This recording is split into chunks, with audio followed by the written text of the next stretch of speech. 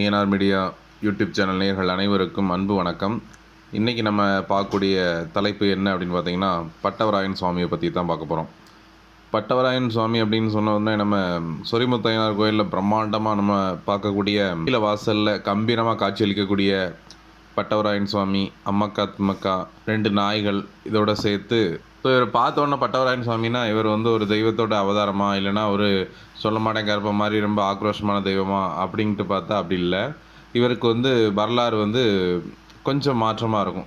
அந்தனராக பிறந்து இந்த மாதிரி பட்டவராயன் சுவாமியாக மாறுறதுக்கு என்ன கதையாக இருந்துச்சு அப்படிங்கிறது தான் நம்ம இன்னைக்கு பார்க்க போகிறோம். ஒரு அந்தனர் குலத்தில் பிறந்த ஒரு கடவுளுக்கு ஏன் ஆடு கோழியெல்லாம் பலியிடுறாங்க, அதுக்கப்புறம் செருப்பை காணிக்கையாக கொடுக்குறாங்க. ஏன்னா அந்தணர்கள்னால் தெய்வங்களை பூஜை பண்ணுறது, பூஜை புனஸ்காரங்கள், வேதங்கள் படிக்கிறது, மந்திரங்கள் ஓதுவது, இதில் தான் அவங்களோட வாழ்க்கை முறை ஒன்றி இருக்கும். பட் இவர் ஒரு காவல் தெய்வமாக, ஒரு வேட்டைக்கார சுவாமியாக, 2 மனைவிகளோட வீச்சருவலாடையும் 2 நாய்களோடையும் ஒரு கம்பீரமாக காட்சியளிக்கக்கூடிய ஒரு சொரூபத்தில் காட்சி தராரு. இவருக்கும் அந்தனருக்கும் என்ன சம்பந்தம் அப்படின்ட்டு உங்களுக்கு சந்தேகம் எழலாம். ஸோ அதுக்கான சந்தேகத்தை இந்த வீடியோ முடியும் போது நீங்கள் தெளிவாக தெரிஞ்சுக்கிடுவீங்க. சரி, இப்போ நம்ம கதைக்குள்ளே போகலாம். இவர் கேரளாவில் நெடுமங்காடு பக்கத்தில் ஆரிய நாடு அப்படின்ட்டு ஒரு ஊர் இருந்துச்சு. அந்த ஊர் நல்ல செழிப்பான ஒரு ஊராக அந்த காலத்தில் சொல்லப்பட்டிருக்கு. இப்போவுமே கேரளா பொறுத்த வரைக்கும் எல்லா இடமே செழிப்பான இடங்கள் தான்.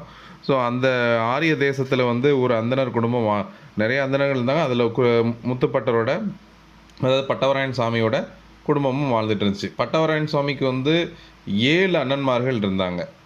8ஆவதாக தான் பட்டவராயன் சுவாமி பிறந்தார். அங்கே அவருக்கு முத்து அப்படிங்கிற பேர் கொடுத்தாங்க. அது பட்டர் அப்படிங்கிறது அவங்களோட செய்யக்கூடிய தொழிலை வச்சு அவங்களுக்கு பட்டர் அப்படிங்கிற பட்டம் கொடுப்பாங்க. ஸோ அதனால் அவர் இளமையிலேயே அவருக்கு முத்து பட்டர், அவங்க அப்பா பேரும் அதே மாதிரி பட்டர், சுப்பு பட்டர், அவங்க அண்ணன் பேர் அப்பா பட்டர், இந்த மாதிரி எல்லா பேர்லேயுமே பட்டர் அப்படிங்கிறத சேர்த்துக்கிடுவாங்க. அந்த மாதிரி இவருக்கு முத்து பட்டர் அப்படிங்கிற பேர் கொண்டு இருந்தார். கல்வி பயில்றார். கல்வி பயின்று அதுக்கப்புறம் அதற்கும் அடுத்ததாக போர்க்கலைகள் நிறைய கற்றுக்கிட்டார். போர்க்கலைகள்னால் என்னென்னா வாள்வீச்சு, குதிரை ஏற்றம், யானை ஏற்றம், அதுக்கப்புறம் கத்திச்சண்டை, கம்பு சண்டை, இந்த மாதிரி விஷயங்கள்லாம் கற்றுக்கிறாரு. அதே போல் நின்ற இடத்துல இருந்தே முன்கரணம் அடிக்கிறது, பின்கரணம் அடிக்கிறது, இப்போலாம் நிறைய டிக்டாக் வீடியோவில் பல்ட்டி அடிக்கிறதெல்லாம் போடுறாங்களா, இதே மாதிரி அந்த இடத்துல முன்கரணம் பின்கரணம் இதெல்லாம் நல்லா டைப் பண்ணக்கூடிய ஒரு எக்ஸ்ட்ராடினரி பர்சனாக இருந்திருக்கிறாரு. வால் சண்டையில் ரொம்ப சிறந்து விளங்கியிருக்காரு. அதுக்கப்புறம் இதில் இவங்களுக்கூட 8 அண்ணன் தம்பிமார்களில் ஏதோ ஒரு சந்தர்ப்ப சூழ்நிலைகளில் அவர் ஒரு பிரசங்கம் பண்ணும்போது, அதாவது நம்மலாம் சிவராத்திரி ஆனால் நம்ம குலதெய்வம் கோயிலுக்கு போவோம், பொங்கலோட நம்ம ஆடு கோழி அறுத்து போட்டு அந்த இதை காலையில் ஆனால் சாப்பிட்டுட்டு நம்ம நீட்டாக வீட்டுக்கு வந்துடும். ஆனால் பிராமணர்கள் அந்த மாதிரி பண்ண மாட்டாங்க.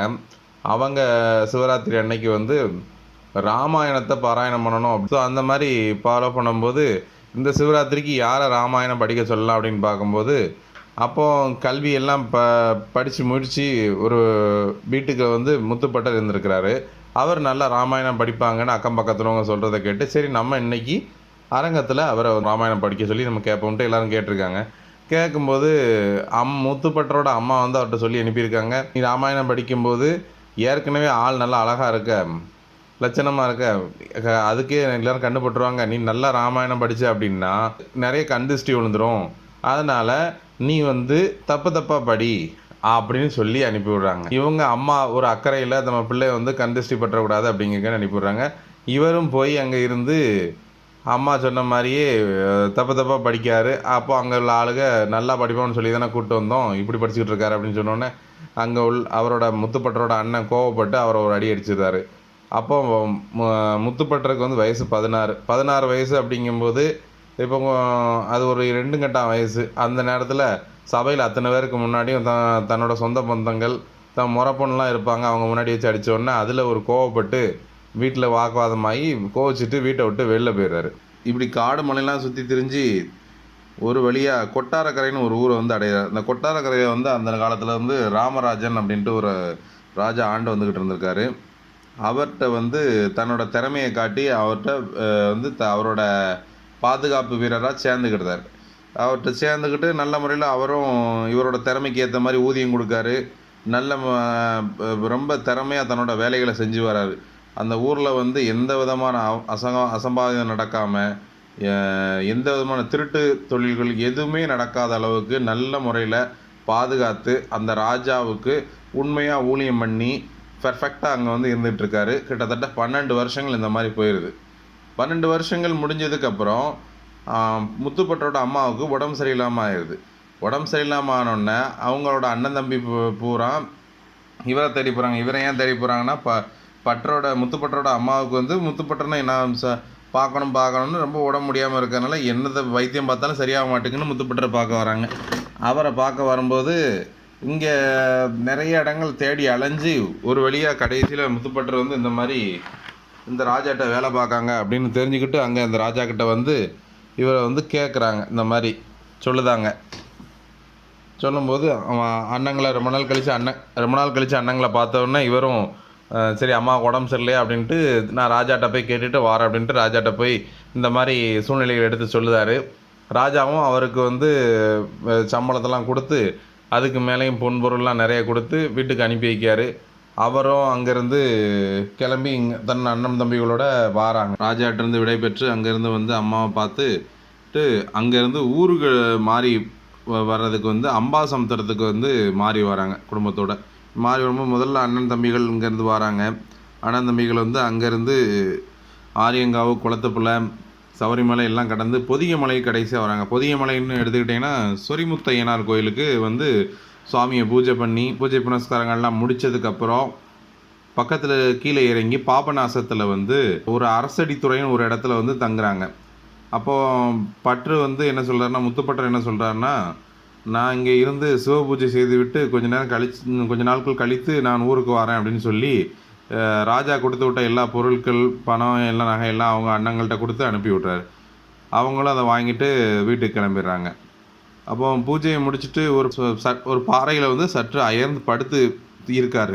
அப்போ படுத்திருக்கும்போது நம்ம ஒரு தேவ கானம் போல் 2 பெண்களோட குரல் வந்து இவரோட காதில் ஒலிக்குது.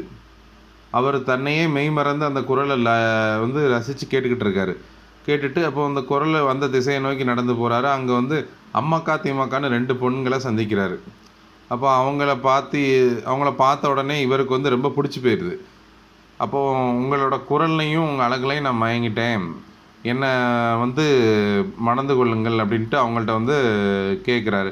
அப்போது வந்து உங்களை பார்த்தாலே வந்து அந்தனர் குலம் மாதிரி தெரியுது, பிராமணால் மாதிரி இருக்கீங்க, வேறு குலம், அதனால் உங்களை வந்து நாங்கள் வந்து கல்யாணம் பண்ண முடியாது அப்படின்ட்டு அவங்க வந்து சொல்கிறாங்க. ஆனால் முத்துப்பட்டர் வந்து அதை வந்து விடலை. எனக்கு ஜாதி, என் சொந்த பந்தம் எதுவுமே வேண்டாம், உங்களை கல்யாணம் பண்ணால் எனக்கு போதும், உங்களுக்காக நான் எல்லாத்தையும் விட்டுட்டு வந்துடுதேன் அப்படின்ட்டு தன்னோட காதலை வந்து வெளிப்படுத்துறாரு. இப்போ அம்மக்கா திம்மக்கா 2 பேருமே இவன் பார்த்தா சொல்லித்து கேட்கக்கூடிய ஆளாக தெரியல அப்படின்ட்டு அவங்க காடு தானே, அவங்களுக்கு தெரிஞ்ச குறுக்கோழி வழியாக ஓடி வீட்டுக்கு போயிடுறாங்க. வீட்டுக்கு போயிட்டு தன்னோட அப்பா லால் பகடை, அவங்களோட அப்பா பேர் லால் பகடை, அவர்கிட்ட போய் இந்த மாதிரி ஒருத்தர் பார்த்தோம், அவர் எங்ககிட்ட இந்த மாதிரி பேசினார், நாங்கள் அங்கேருந்து பயந்து இங்கே வந்துட்டோம் அப்படின்னு சொன்னோன்னா இவர் கோவப்பட்டு கையில் வல்லைய கம்பை எடுத்துக்கிட்டு அவங்கள பார்க்க போகிறாரு. அங்கே பார்க்க போகும்போது நம்ம முத்துப்பட்டர் வந்து கீழே படுத்து உறங்கிட்டு இருக்கும்போது ஒரு சின்ன கல் எடுத்து மேலே போடுறாரு. அந்த காலத்தில் வந்து இந்த மாதிரி பிராமணர்களை வந்து தொடக்கூடாது அப்படின்ட்டு ஒரு சில முறைகள் இருக்கு இல்லையா, அதனால் அவர் சின்ன ஒரு கல்லை தூக்கி மேலே போட்டோன்னு இருந்துச்சு. யார் நீ அப்படின்னு கேட்குறாங்க.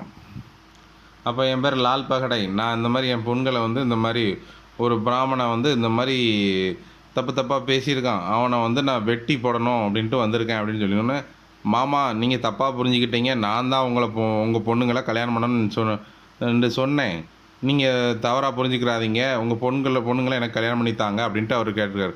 மாமான்னு சொல்லி அவர்கிட்ட வந்து இவர் பேசினோடனே அவர் முகபாவனை எல்லாம் பார்த்த உடனே லால் பகடைக்கு கொஞ்சம் பிடிச்சி போச்சு.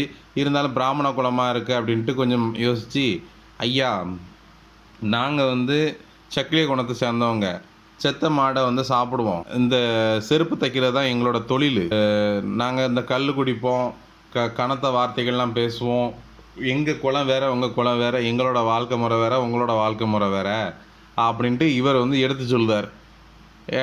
அப்போ அவர் வந்து எனக்கு அதெல்லாம் இல்லை, எனக்கு என் அண்ணன் தம்பிகள் எல்லாம் இதுக்கு மறுப்பு சொல்ல மாட்டாங்க, ஒத்துக்கிடுவாங்க. அப்படி அவங்க மறுத்தாங்க அப்படின்னா நான் அவங்களெலாம் விட்டுட்டு நான் வந்து இவங்கள கல்யாணம் பண்ணிக்கிறேன், உங்கள் கூட நான் இருந்துக்கிறேன், உங்கள் தொழிலே நான் பார்க்கேன், நீங்கள் என்ன செய்ய சொல்லுதீங்களோ அதை நான் செய்கிறேன் அப்படின்னு சொல்லி இவர் சொல்லுதார். அப்போ லால் பகடை வந்து அப்போ உங்கள் அண்ணங்கள்கிட்ட வந்து நீங்கள் முதல்ல கேட்டுட்டு வாங்க, அவங்க அண்ணன் ஒத்துக்கிட்டாங்கன்னா நான் கல்யாணம் பண்ணி தரேன் அப்படின்னு சொல்லி இவர் சொல்லி அனுப்புதார். அங்கேருந்து தன்னோட அண்ணன்மார்களை பார்க்க வீட்டுக்கு போகிறாரு. அங்கே போய் அண்ணன்கிட்ட பேசுதாங்க. பேசி அண்ணன்மார் வந்து ஒத்துக்கிட மாட்டுக்காங்க. இப்படி நம்ம குலத்துக்கும் அந்த குலத்துக்கும் ஆகாது, இதுக்கு நீங்கள் கல்யாணம் பண்ணக்கூடாது அப்படின்னு சொல்லி இவரை வந்து ஒரு அறைக்குள்ளே, அதாவது பாதாள அறைன்னு சொல்லுவாங்க, அந்த அறையில் போட்டு கல்லில் மூடி வச்சுறாங்க. மூடி வச்சது நம்ம முத்துப்பட்டர் தான் பெரிய வீரர் இல்லையா, அதையெல்லாம் உடச்சி போட்டு வெளில வந்துடுறாரு. உடச்சி போட்டு வெளில வந்து நேராக விக்ரமசிங்கபுரம் சந்தைக்கு போகிறாரு. மாட்டுத்தோலை வாங்குறாரு. மாட்டுத்தோலை வாங்கி ஒரு செருப்பு தைச்சி தன்னோட அம்மக்கா திம்மக்கா வீட்டுக்கு போய் வீட்டு வாசலில் செருப்புகளை போட்டுட்டு இருக்கார். அப்போது அங்கேருந்து லால் பகடை வராரு. லால் பகடை வந்தோடனே என்னடா செருப்பு இங்கே வீட்டில் கிடக்குன்னு அதை போட்டு பார்க்குற, அவர் காலுக்கு கரெக்டாக இருக்குது. அவ்வளோ துல்லியமாக வேலை பார்த்து வச்சுருக்காங்க. உடனே பார்த்தோன்னே சரி வாங்க மருமகனன்னு கூப்பிட்டு அவரை வீட்டில் வச்சு அவருக்கு சாப்பாடு போடுங்கன்னு சொல்லி அவங்க வீட்டில் சமைச்ச சாப்பாடை வந்து இவரை சாப்பிட சொல்கிறாங்க. அதுக்கப்புறம் அதே போல் அவரோட தொழிலுக்கு இவரை கூப்பிட்டு போகிறாங்க. இப்படி வழக்கமாக இருந்திருக்கு.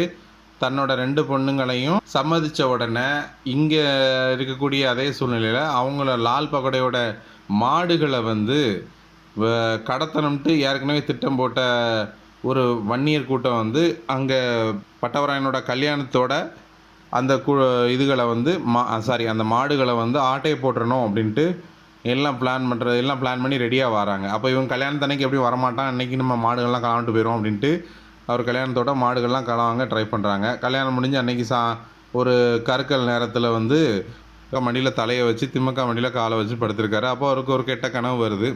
இந்த கெட்ட கனவு வந்தோடனே இவர் வந்து சொல்கிறாரு அவங்கக்கிட்ட. அதே நேரத்தில் கதவை தட்டுறாங்க. கதவை தட்டும்போது என்னன்னு பார்க்கும்போது லால் பகடையோட அசிஸ்டன்ட்ஸ்லாம் எவ்வளோ போராடி பார்த்துருக்காங்க, லால் பகடையும் போராடி பார்த்துருக்காங்க. அவங்கள மீறி இந்த மாடுகளை வந்து கல்வர்கள் வந்து வன்னியர்கள் வந்து திருடிட்டு போயிட்டாங்க அப்படின்ட்டு வந்து சொல்கிறாங்க. அப்போ இவருக்கு வந்து யாருக்குன்னே இந்த மாதிரி போர் யுத்தங்கள்லாம் நிறைய பார்த்தவர், அவர் பாதுகாப்பில் இருந்து அவருக்கு சொந்தமான பசுக்களை வந்து திருடிட்டாங்க அப்படின்னு தெரிஞ்ச உடனே அங்கே அவங்க சொன்ன இடத்த திசையை நோக்கி போகிறாரு. கடைசியில் பார்த்தா நம்ம சொரிமுத்தையனார் கோயிலில் இப்போ பட்டறைன்னு இருக்கக்கூடிய இடத்துகளில் வந்து இவங்கெல்லாம் 1000 பசுக்களையும் வந்து ரொம்ப கஷ்டப்பட்டு அங்கே பற்றி இங்கே பற்றி மலையில் ரொம்ப சிரமப்பட்டு ஏற்றிருப்பாங்க. அவர் போய் ஒரு புல்லாங்குழல் எடுத்து வாயில் வச்சு வாசித்த உடனே எல்லா பசுவும் அவரை நோக்கி வந்துடுது. இவன் நம்ம இவ்வளோ கஷ்டப்பட்டு கூப்பிட்டு வந்தோம், இவனை ஒரே நிமிஷத்தில் எல்லா பசுவும் இவன் கூட்டிட்டான்ட்டு அவர் மேலே கோவப்பட்டு சண்டை போடுறாங்க. நம்ம ஆள் தான் சொல்ல வேணும், கையில் வாழை எடுக்கிறாரு. எடுத்த மாத்திரத்தில் அவங்க எத்தனை பேர் தலை கை கால்னு அவருக்கு என்னென்ன கையில் தட்டுப்பட எல்லாத்தையும் வெட்டி வீழ்த்துறாரு. 1000 பேர்கிட்ட எல்லாத்தையும் சரமாரியான வெட்டி அவர் உடம்பு பூராமே ரத்தமாகிட்டார். அந்த அளவுக்கு கடுமையான ஒரு சண்டை நடக்குது. 1000 வரையும் ஒத்தையாக தனியாளாக நின்று எல்லாத்தையும் அடித்து துவம்சம் பண்ணியிருந்தார், உயிரே எடுத்துருந்தார். அப்போ கடைசியாக வந்து ஒரே ஒருத்தர் வந்து ஒரு நொண்டி வந்து என்ன பண்ணுறான் அப்படின்னா இவரோட வாழ்வீச்சுக்கு பயந்து ஒவ்வொரு அந்த கிழிந்து கிடப்பாங்களா பணமாக, அவங்க உடம்ப தான் மேலே தூக்கி போட்டுக்கிட்டு இவர் திரும்பி பார்க்கும்போது பணத்தோட பணமாக படுத்துக்கிடுவார். அடுத்த சண்டை முடிஞ்சு ஒரு 2 பேரை கொண்டுட்டு வரும்போது அப்போ மேலே எட்டி பார்த்து இன்னொரு இடத்துல போய் படுத்துக்கிறாரு. இப்படி ஆள் தப்பிச்சு கடைசி வரைக்கும் அப்படி இருந்திருக்காரு. எல்லாத்தையும் கொண்டுட்டு கடைசியாக அவர் போய் தன் உடம்புல இருக்க ரத்தத்தையும் தன்னோட வாலில் குத்துக்கம்பில் இருக்கக்கூடிய ரத்தத்தை எல்லாத்தையுமே வந்து அந்த ஓடையில் வந்து கழுவிட்டு ஒரு புன்னை மரம்னு சொல்கிறாங்க. அந்த புன்னை மரம் வந்து கொஞ்சம் சாய்வலாக இருக்கக்கூடிய ஒரு மரமாக இருக்குது. அந்த மரத்தில் வந்து லைட்டாக தலையை சாய்ச்சி கொஞ்சம் ஒரே ஆள் 1000 பேர் கொண்டிருக்காரு. அந்த அளவுக்கு ஒரு மிகப்பெரிய ஒரு யுத்தம் நடந்திருக்கு. அப்போ அவருக்கும் களைப்பு இருக்கும்ல, அந்த களைப்பில் வந்து லைட்டாக அசந்து படுத்திருக்காரு அந்த மரத்தில். படுத்திருக்கும்போது இந்த நொண்டிங்கிறவன் வந்து அவன் வீரனாக இருந்தால் நெஞ்சில் குத்திருப்பான். அவன் ஒரு கோலை, யாருக்குன்னே அவர் சண்டையை பார்த்து பயந்து ஒவ்வொரு பணத்து கடையில் ஒளிஞ்சு கிடந்திருக்கான். இவர் அசந்த நேரம் பார்த்து பின்னாடி ஓடி இடுப்பில் வந்து குத்துக்கம்பு வச்சு குத்திட்டான்.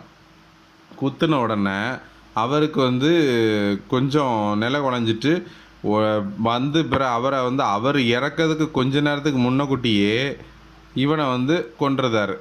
கொன்னுட்டு அதுக்கப்புறம் இவர் உயிர் வந்து பிரிய போகிற சூழ்நிலையில் நாய்கள் வந்து இவரை அங்கேருந்து அவங்க வீட்டுக்கு அம்மக்கா திமுக பார்க்க போது நாய்கள் மட்டும் தனியாக வர்றதை பார்த்து அவங்க புரிஞ்சுக்கிட்டு அந்த இடத்துக்கு நாய் அவங்கள கூப்பிட்டு வந்துடுது. அங்கே போய் பார்க்கும்போது இந்த மாதிரி முத்துப்பட்டருக்கு இப்படி ஆயிட்டு அப்படின்னு பார்க்கும்போது, இப்போ நம்மளை லவ் பண்ணுறதுக்காக தன்னோட சொந்த பந்தம் எல்லாத்தையும் மறந்து தன்னோட சாதிசனத்தை தொழிலை மறந்து நம்மளோட தொழிலை ஏற்றுக்கிட்டு எங்களுக்காக அவர் வந்து வந்தார், அவர் இல்லாத இடத்துல நாங்கள் வாழ மாட்டோம் அப்படின்னு அவங்க என்ன பண்ணுறாங்க அப்படின்னா, அவரோட நாங்கள் உடன்கட்டை ஏற போகிறோம் அப்படின்ட்டு அவங்க வந்து சொல்கிறாங்க.